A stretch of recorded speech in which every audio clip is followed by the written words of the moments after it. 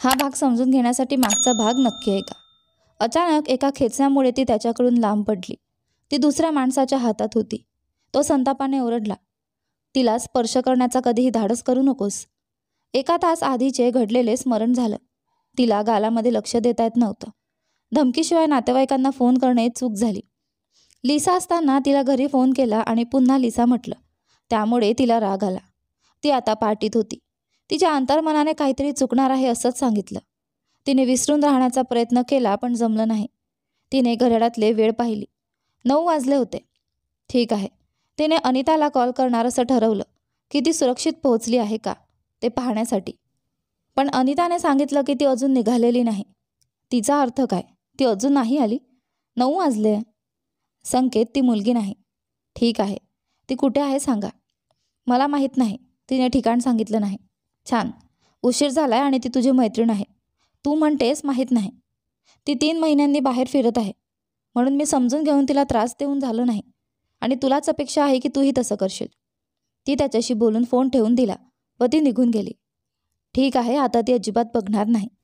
त्याने पुन्हा तिला कॉल केला पण उत्तर नव्हतं. ती तिथे अधिक राहू शकत नव्हती.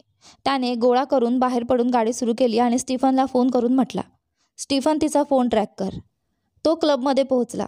बारमधील गर्दीत त्याने तिचा शोध घेतला. दिवे मंद होते आणि स्पष्ट दिसत नव्हते. कदाचित ती नृत्यांगणात असेल. नृत्यांगणात पोहोचल्यावर तिच्या नजरांनी तिला पटकन ओळखले. एखादा माणूस तिच्या जवळ खाली वाकून ओठांवर चुंबन घेण्याच्या तयारीत होता. त्याच्या अंगात राग दाटून आला. त्याने त्या माओवादी त्या व्यक्तीला तटात ढकलून बाजूला केले. तिला हात लावायची हिंमत करू नकोस, तो रागात ओरडला. आराम कर मॅम, तो आळशीपणाने म्हणाला. तू दिसतोयस ना, ती मद्यप्राप्त आहे. निघून जा, नाहीतर मी तुझे बॉल्स क्रश करीन. अरे, मी तिचा गैरफायदा केला नाही. प्रत्यक्षात ती स्वतःच पुढे आली, तो म्हणाला. त्याने त्याच्या शर्टची कॉलर पकडली. आणखी काही बोलू नकोस, नाहीतर तुला का जन्मलो याचं कारण नक्कीच कळेल. संकेतने त्याला ढकलले आणि म्हणाला, तू भाग्यवान आहेस. माझ्या वालीला माझी गरज आहे, नाहीतर मी तुझा जबडा तोडून टाकीन त्या शब्दासाठी. सनी तिला नृत्यांगणातून दूर खेचून बाहेर नेतो. ती संपूर्ण वाट रडत ओरडत होती. मला सोडा, मला नाचायचंय. सनी तिच्या क्लबच्या बाहेर नेऊन मुक्त सोडतो. मी मजा करायला आले. तू कोण? ती अनिश्चितपणे बोलली. तू मजा करू शकतेस पण घरी जाऊ. सनी तिच्या हाताला धरतो. नाही, मला इथं मजा करायची आहे. ती त्याला ढकलते. सध्या तुला इथं मजा का करायची आहे?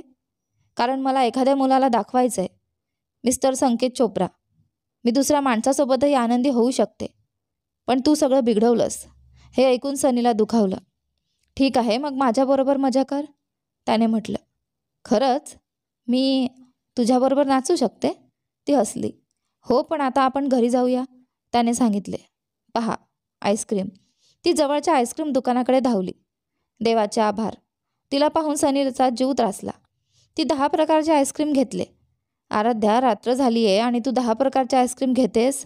बरोबर नाही, त्याने सांगितले. ती रडू लागली. तू माझी मजा बिघडवत आहेस.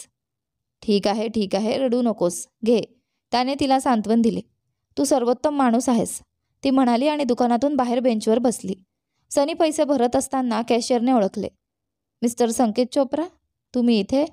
श्श, आवाज कमी ठेवा, सनी म्हणाला. ती तुझी गर्लफ्रेंड आहे का?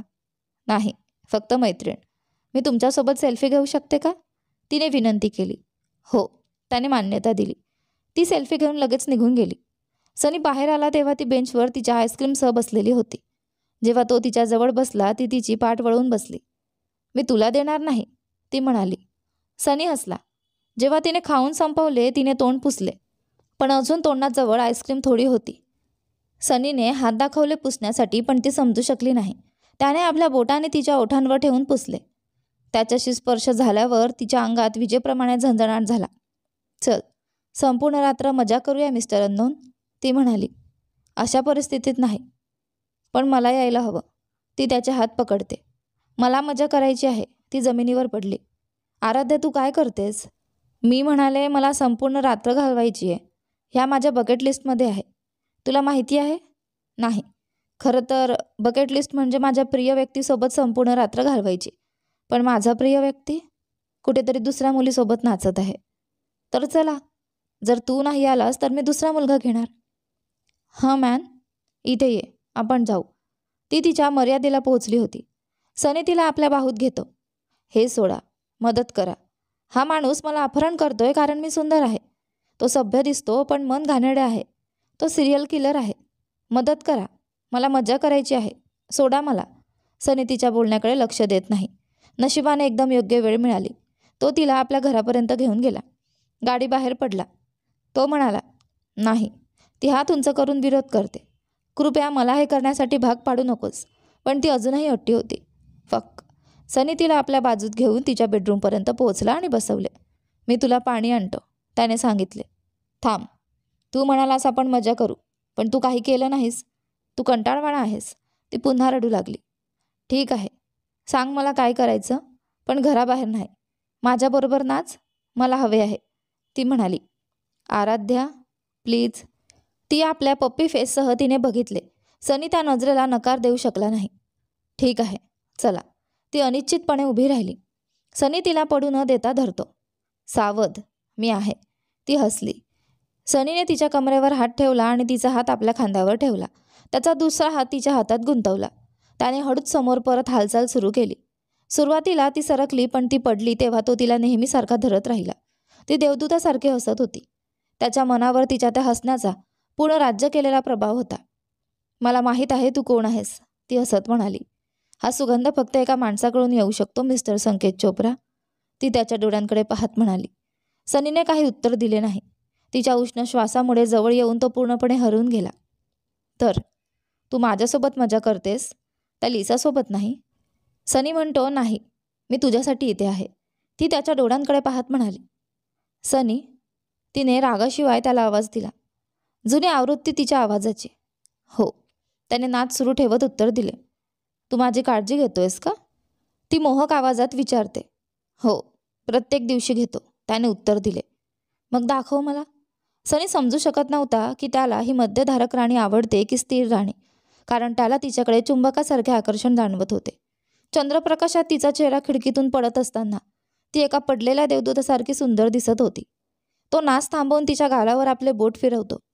त्याला काही ऐकू येत नव्हते, फक्त तिच्या सुंदर गुलाबी ओठांवर लक्ष केंद्रित झाले होते. त्याचे मन थंड झाले होते. त्याने आपल्या हृदयाच्या सांगण्यानुसार वागले आणि आपले ओठ तिच्या ओठांवर ठेवले.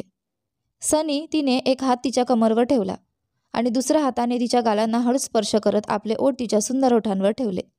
त्याला तिच्या ओठांवर बोडका चवीचा अनुभव आला. तिने विरोध केला नाही, उलट तिने प्रत्युत्तर दिले. तिने आपले हात त्याच्या केसांच्या मागील भागात घालून त्याला जवळ खेचले. सनीने आपले चुंबन अधिक खोल केले. तिच्या गुलाबाच्या सुगंधाने त्याला वेडं केलं. त्याचे हृदय छातीवर जोरात धडधडू लागले. फक्त शरीर नव्हे, त्याची आत्मा तिला पूर्णपणे आपलं करण्याची लालसा करत होती. स्वतःच्या भीतीशी लढण्यासाठी त्याला जादुई अनुभूती झाली. ती त्याला एका वेगळ्या जगात घेऊन जात होती, जिथे फक्त आनंद होता, वेदना नव्हत्या. सनी, ती श्वास घ्यायला घाईत म्हणाली. पुढे जाऊ नको सनी. त्याचे मन जागे झाले आणि सतर्क केले. त्याने अनिच्छेने तिच्या ओठांना आपल्या ओठांपासून दूर केले. तुला तुला झोप लागली पाहिजे, तू चांगली नाहीस, त्याने म्हटले. सनी, मी तिने म्हणताच ती बेशुद्ध झाली. सनी हळूच तिला बेडवर झोपवून ब्लँकेटने झाकतो. जेव्हा ती उजवीकडे वळली, तिचे केस तिच्या चेहऱ्यावर पडले. त्याने हळूच तिच्या कानांमागे केस टाकले. आता त्याला थंड शावरची गरज होती. तो शावरखाली उभा राहिला. देवाचे आभार, तिच्या लक्षात आज जे घडलं ते येणारी आठवण तिला नाही व्हावी, अन्यथा ती कोणतेही स्पष्टीकरण न देता निघून जाणार नाही. हट्टी. सनी शावरमधून बाहेर आला, कपडे बदलले आणि तिच्या जवळ बसला, तिचा चेहरा पाहत. ती झोपेत बोलत होती. सनी, सनी, मी त्याच्यावर प्रेम करते, पण तो नाही. त्याला अपराधाची जाणीव झाली. काहीतरी त्याच्या हृदयात अडकले. एल शब्द. का तो त्याला दुखावतो आणि भीती निर्माण करतो. त्याने डोळे मिटले झोप घेण्यासाठी. जेव्हा तो उठला, सकाळ झाली होती. कुठलंही दुःस्वप्न नव्हतं. तो शांतपणे झोपला होता आणि संपूर्ण रात्री जागा झालेला नव्हता. फक्त 2 वेळा जेव्हा ती शौचालयावर स्वतःला ढकलत होती, तो तिच्याकडे वळून पाहतो. झोपेत ती त्याच्याजवळ आली. शेवटी त्याच्या छातीवर झोपते. तिचे हात त्याच्या शरीराभोवती गुंडाळले. सनी तिला त्रास न देता उठला आणि जिमकडे निघाला. आराध्या दड डोकेदुखीसह जागी झाली. तिच्या डोक्यात 3ऱ्या महायुद्धासारखी अवस्था होती. तिने खूप प्रयत्न करून डोळे उघडले. खोलीवर एक नजर टाकली. ही तिची खोली नव्हती, पण ओळखीची वाटत होती. थांब, तिचे कपडे कुठे आहेत? का ती पुरुषांची शर्ट परिधान केलेली आहे? तिचे मन विचार करण्यास नकार देत होते. तिने दार उघडल्याचा आवाज ऐकला. तो होता जांभळ्या शर्टात आणि निळ्या जीन्समध्ये, नाश्त्याचा ट्रे हातात धरलेला. ओह, आधीच जागा झाला. त्याने हसत म्हटलं, मी इथे का आहे? काल काय घडले? माझे कपडे कुठे आहेत? आराध्या विचारत होती. पहिले हे घे, नाहीतर तुझे डोके फाटेल. त्याने तिला आंब्याच्या रसासोबत एक गोळी दिली. तो बरोबर होता. तिचे डोके अगदी गोंधळलेले वाटत होते, जणू ट्रॅफिक गोंधळली आहे. तिने गोळी घेतली आणि रस पिला. किती शॉट्स? तिने विचारलं. मला आठवत नाही, पण 8पेक्षा जास्त, त्याने उत्तर दिले. का? कारण हे तुझं काम नाही. आधी सांग, मी इथे कशी आहे? गाल्यानंतर अक्षयने मला घरी आणायला बोलावलं. तो देखील तिथे होता आणि मी तुला पिताना पाहिलं म्हणून मी मदत केली. त्याने ब्रेडमध्ये जॅम लावत सांगितलं. पण मी त्याला पाहिलं नाही, कारण तू मद्य पिण्यात व्यस्त होतीस. हो, ती आसपासच्या गोष्टींकडे लक्ष देत नव्हती. शॉर्ट्स घेऊन तिने काही विचार केला नाही. त्या मुलीच्या शब्दाने तिच्या मनात गुंजन केलं. तिने मद्य पित राहिली जोपर्यंत थांबवलं नाही. माझे कपडे कुठे आहेत? ती विचारते. तू उलट्या करून गोंधळ केलास. तू माझे कपडे बदलले? शपथ घेतो, मी काहीही पाहिलं नाही. आणि तू कुठे झोपली? तुझ्याजवळच. मी काही विचित्र केलं का? कारण मला काही आठवत नाही आहे, ती थोडी संकोचाने विचारते. विचित्र? त्याने गमतीने विचारले. म्हणजे मी काही गैरफायदा घेतला का? मद्यधारक राणी मला अजून जास्त द्वेष करते आणि नेक्रोफिलिया माझं नाही. हे ऐकून ती रिलॅक्स झाली. देवाचे आभार, तिने काही मूर्खपणा केला नव्हता. हे खा, त्याने तिला जॅमसह ब्रेड दिली. धन्यवाद. तुला तुझ्या डेटचा आनंद आला लिसासोबत? तो काही क्षण हसला आणि म्हणाला, हो, खूप मजा आली. प्रत्यक्षात मी तिला माझ्या हातात धरून नाचलो. हे ऐकून तिच्या हृदयावर जणू चाकूने वार झाला. एकाच वेळी रागही वाढला. त्याने हे तिला कसं सांगितलं? हे माझंच चुकलं. मला विचारायचंच नव्हतं. विचारलं तरी त्याने काहीतरी सांगितलं असतं, काहीतरी दुसरं जे मला दुखावणार नाही. पण तो फक्त सत्य बोलतोय. तुला हे स्वीकारावं लागेल. पण तिचं हृदय स्वीकारत नव्हतं. मला घरी जावं लागेल. ती बेडवरून उठली. थांब, तुला ऊर्जा नाही आहे. तो तिच्याकडे आला.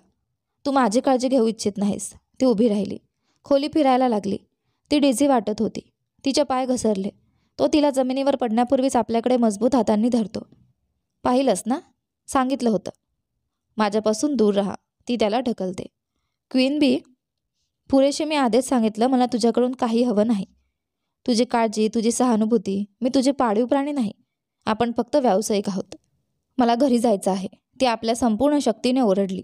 तो खोल श्वास घेत म्हणाला, स्टीफन कारमध्ये वाट पाहतोय, तो तुला सोडेल. मी तुला नवीन कपडे आणले आहेत. मला वाटतं तुला असं जाऊन चालणार नाही. ते कुठे आहेत? बाथरूममध्ये. आराध्या बाथरूममध्ये गेली. कपडे बदलले आणि चेहरा धुवून बाहेर आली. मी या ड्रेसचा भाव देईन. सनी म्हणाला. मला हवं नाही, त्याने उत्तर दिले. मी तुझ्याकडून काही अपेक्षा करत नाही आणि तू जे केलंस त्याबद्दल मी तुला धन्यवादही देणार नाही, कारण मी हे मागितलं नव्हते. ती ओढत दरवाजा त्याच्या चेहऱ्यावर लावते. ती घरी गेली. स्टीफन तिला सोडण्यासाठी आला. देवाचे आभार. अगं, तू मला घाबरवलंस. तुला कॉल्स किंवा मेसेजला उत्तर दिलं नाहीस. मी घाबरलं. अनिता तिला हजर हात घेत म्हणाली. मी ठीक आहे, ती म्हणाली. संपूर्ण रात्र तू कुठे होतीस? जेमीसोबत. तिने खोटं सांगितलं. जर तिने सत्य सांगितलं तर ती तिला तपशिलांसाठी ढवळून टाकेल. तिचा मूड नव्हता उत्तर देण्यासाठी. ती विचार करण्याआधीच म्हणते, मला भूक लागली आहे, कृपया काही खायला दे. 5 मिनिटात अनिता स्वयंपाकघरात गेली. अरे, मी विसरले, मी उद्या कोरियाला जात आहे. अचानक ट्रिप? ती सँडविच बनवत म्हणाली. किती काळासाठी? 1 महिना. सोमवारी सकाळी. मागील 2 दिवसांपासून सनी तिला पाहण्यासाठी कॉल करत होता की ती ठीक आहे का, पण तिने उत्तरच दिलं नाही. शेवटी त्याने स्टीफनला पाठवले, तिची खबर घेतली. काही भागाला त्याला दुखावल्याबद्दल अपराध झाला, पण त्याच्या बोलण्याने ते निघून गेलं. तिने आपल्या कॅबिनमध्ये कोणीतरी ठोकठोक ऐकली. मी आत येऊ शकतो का? मध्यम उंचीचा, तपकिरी केसांचा, हलक्या हिरवट तपकिरी डोळ्यांचा माणूस नम्र आवाजात विचारतो. हो, ये, तिने उत्तर दिलं. तो तिच्यासमोर बसला. माफ करा, तुम्ही कोण आहात? ती गोंधळली. तुला काही आठवत नाही का? तो संकोचाने विचारतो. माफ करा, पण काय? माझं नाव ईशान आहे, जेसिकाचा भाऊ. जेसिका? अरे, टिनेशची प्रेमिका. ठीक आहे, तुम्हाला काय हवं? प्रत्यक्षात मी देखील टिनेशच्या बॅचलर पार्टीला आलो होतो. तू मला तुझ्यासोबत नाचायला सांगितलं होतं. तिला काही आठवत नव्हतं. माफ करा, मला काहीही आठवत नाही. हे स्वाभाविक आहे, कारण तू खूप मद्यधारक होतीस. मी काही चुकीचं केलं का? नाही नाही, प्रत्यक्षात मी मी देखील खूप मद्यधारक होतो. मला काही कळत नव्हतं, त्यामुळे त्यामुळे मी तुला चुंबन घेण्याची परवानगी मागितली, त्याने अडखळत सांगितलं. तर आपण केलं का? ती संघर्ष करत विचारते. नाही नाही, त्यापूर्वी एक माणूस आला आणि तुला खेचून नेलं. मला त्याचं नाव माहीत नाही. तो खूप रागवलेला होता. प्रत्यक्षात त्याने मला धमकावला आणि मला ढकलून बाजूला टाकलं. तिला माहीत होतं तो कोण होता. राग पुन्हा तिच्या मनावर आला. तिने सनीचा फोटो फोनवर उघडला. हा तो आहे का? हो, हा सुंदर हंकच आहे तो. तो तुला आवडतो का? काय? नाही नाही का? कारण त्याने तुला त्याची गर्ल म्हणून बोलावलं होतं. आराध्याचं हृदय त्या शब्दावर थबकलं. माय गर्ल? त्या आवाजाने तिचं लक्ष क्षणभर हरवलं होतं. Excuse me? इतक्यात ईशानचा आवाज आला आणि ती वास्तवात परतली. हो, सॉरी. त्याने जे काही केलं त्याबद्दल मला खरंच वाईट वाटतं. तो म्हणाला. नाही नाही, माफी मागायला मी हवी. सॉरी. आराध्या शांतपणे म्हणाले. काही हरकत नाही, माझीही चूक आहे. दारू सगळं बिघडवते.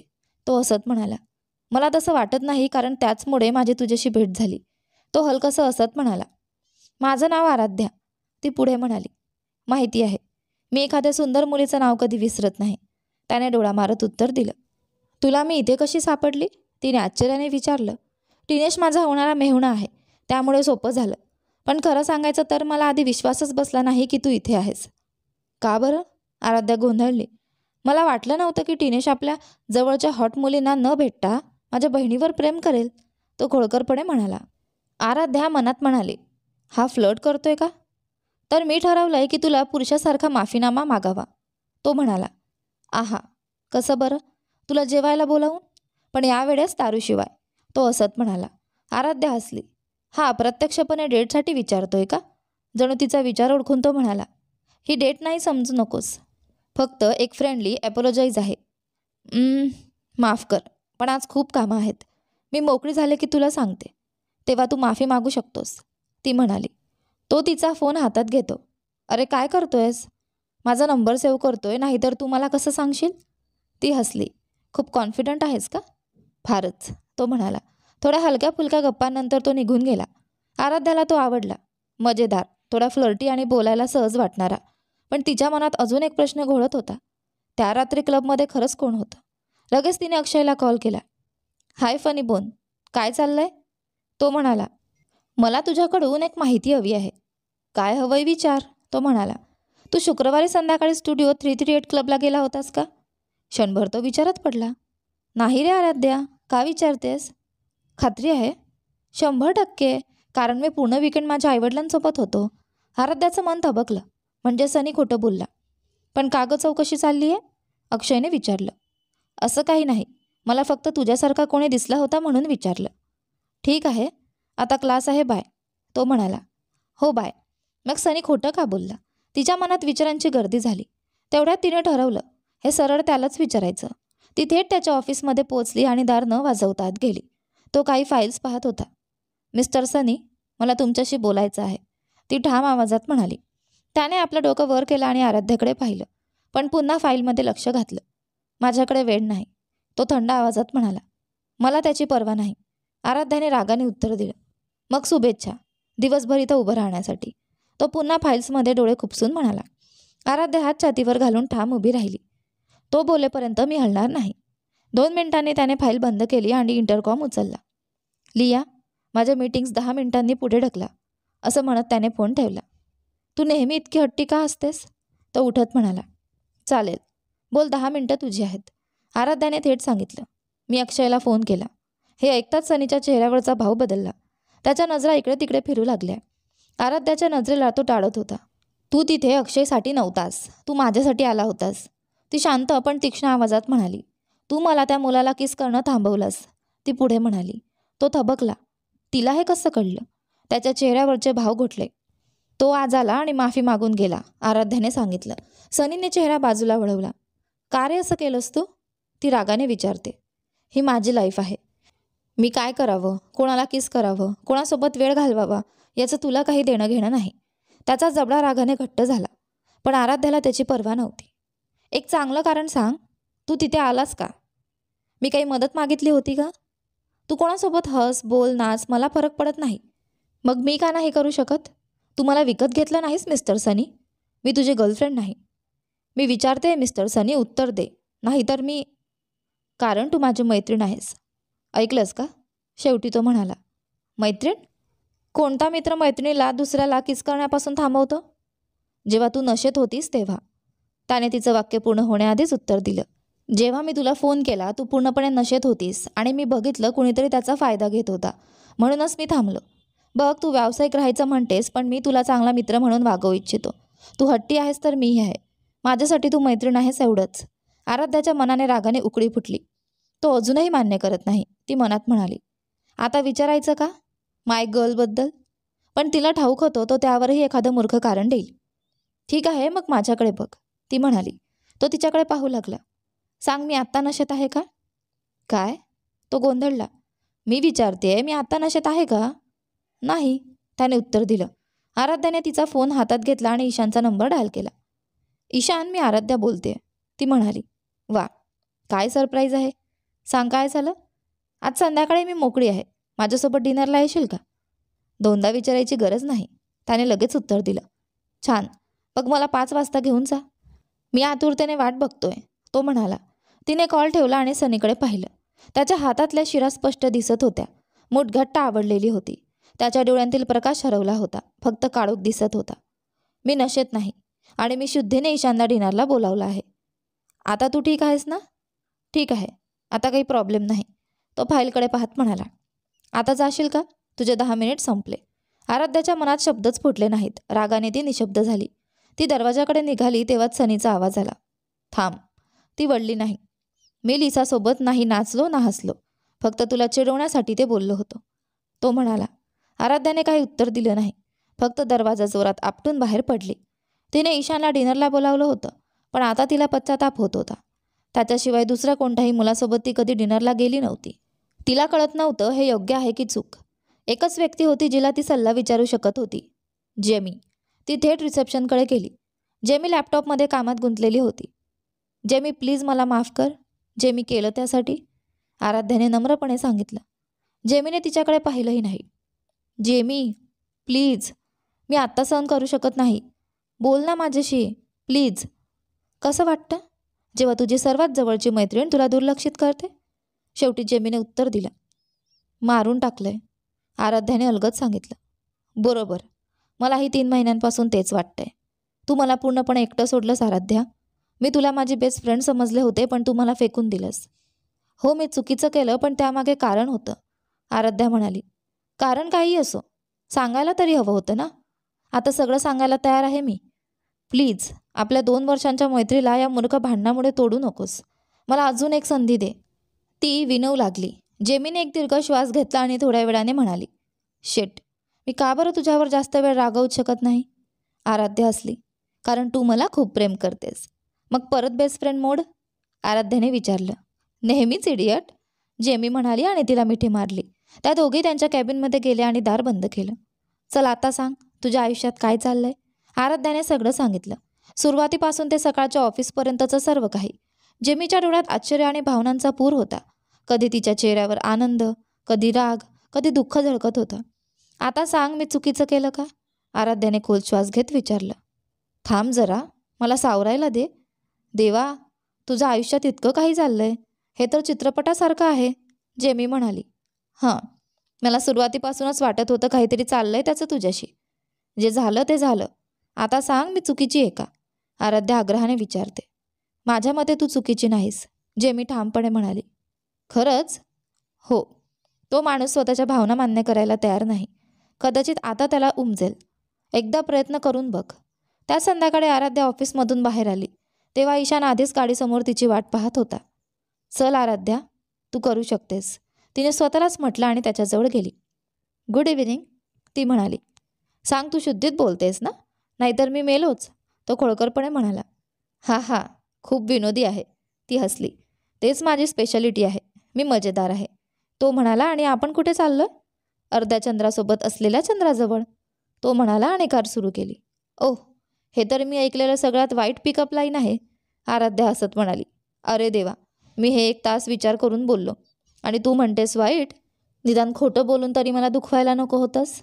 मग तुझ्या मेंदूला सांग, जर खरंच कौतुक हवं असेल तर काहीतरी चांगला विचार करू दे, ती मिश्किलपणे म्हणाली. ब्रेन, ऐकलंस का? काहीतरी चांगला विचार कर रे माणसा, तो नाटकी आवाजात म्हणाला. आराध्या हसली. ते दोघं हाफ मून क्लबजवळ पोहोचले. ईशानने कार थांबवली आणि दरवाजा उघडून म्हणाला, लेडीज फर्स्ट. थँक्यू, ती हसत आत गेली. दरम्यान सनीच्या ऑफिसमध्ये तो कामात लक्ष केंद्रित करण्याचा प्रयत्न करत होता. पण घड्याळाने 5 वाजताच त्याचं मन भटकायला लागलं. आराध्याने फोनवर बोललेले शब्द अजूनही त्याच्या कानात घुमत होते. त्याने स्वतःला व्यस्त ठेवायचा प्रयत्न केला, पण शेवटी रागाने फाईल टेबलावर फेकून दिली. मिस्टर संकेत चोप्रा, फायनान्स रिपोर्ट. लिया आत आली. बाहेर जा, तो ओरडला. Sorry sir. ती घाबरून लगेच बाहेर गेली. सनी अस्वस्थ झाला होता. त्याला फक्त हे जाणून घ्यायचं आहे की ती खरंच कुणासोबत बाहेर गेलीये का, की मला जळवण्यासाठी असं सांगितलं. नक्कीच मी जळत नाही. का जळावं मी? ती फक्त माझी मैत्रीण आहे, फक्त मैत्रीण. तरीसुद्धा त्याला खात्री करून घ्यायची होती. त्याने स्टीफनला पाठवलं तपास करण्यासाठी. 10 मिनिटांपासून तो त्याच्या कॉलची वाट पाहत होता. फोन वाजला. स्टीफन सांग. स्टीफन नाही रे, मी अक्षय बोलतोय. सनीचा चेहरा उतरला. आता काय पाहिजे तुला? अरे वा, कोणीतरी फारच रागात दिसतंय. मी विचार करत होतो भेटायचा. आता नाही. त्याने कॉल कट केला. 2 मिनिटांनी स्टीफनचा कॉल आला. स्टीफन, इतका वेळ का लागला तुला? सर, फक्त 15 मिनिटे झाली आहेत. वाद घालू नकोस, थेट सांग. त्याचं मन शांतपणे प्रार्थना करत होतं की देवा हे खोटं असू दे. पण स्टीफनने सांगितलेल्या शब्दांनी त्याचं हृदय थबकलं. हो सर, ती एका मुलासोबत आहे. ते दोघं हाफ मून क्लबमध्ये आहेत. सनी काही क्षण शांत राहिला. ठीक आहे स्टीफन, तू परत ये, तो कसाबसा म्हणाला. Okay sir. असं म्हणून स्टीफनने कॉल ठेवला. सनीने स्वतःशीच बोलायला सुरुवात केली. ठीक आहे, ती खरं बोलली. बस एवढंच मला हवं होतं. काही प्रॉब्लेम नाही. आता मी मोकळा. चांगला आहे. पण त्याने लॅपटॉप उघडला तरी मनात एकच चित्र येत होतं. आराध्या दुसऱ्या माणसासोबत हसताना, त्याचा हात धरताना, त्याच्याशी मनमोकळं बोलताना आणि कदाचित यापेक्षा पुढे जाताना. शट. तो पुटपुटला आणि लॅपटॉप बंद केला. त्याने लगेच अक्षयचा नंबर डायल केला. माझे हाफ मूनमध्ये भेट घे. नंतर मनीषला फोन केला. मनीष, तापला थांबव, आपण पार्टीला जातोय. हाफ मून क्लबमध्ये. आराध्याला ईशानसोबत खूप सहज वाटत होतं. तो सनीसारखा गुंतागुंतीचा नव्हता. फक्त 10 मिनिटातच त्याने तिला इतकं कम्फर्टेबल केलं की ती जणू आपल्या जुन्या जवळच्या मित्रासोबत बसली आहे असं वाटू लागलं. ईशानने दोघांसाठी डिनर ऑर्डर केला. तर तुझे आईवडील कसे आहेत? आराध्याने विचारलं. ते दोघं खूप चांगले कपल आहेत. सध्या दोघं जगभर फिरत आहेत. यानंतर पुढे काय होतं ते पहा आपल्या कथेच्या पुढच्या भागामध्ये. पण तोपर्यंत तुम्हाला हा भाग कसा वाटला कमेंट करून नक्की सांगा. धन्यवाद.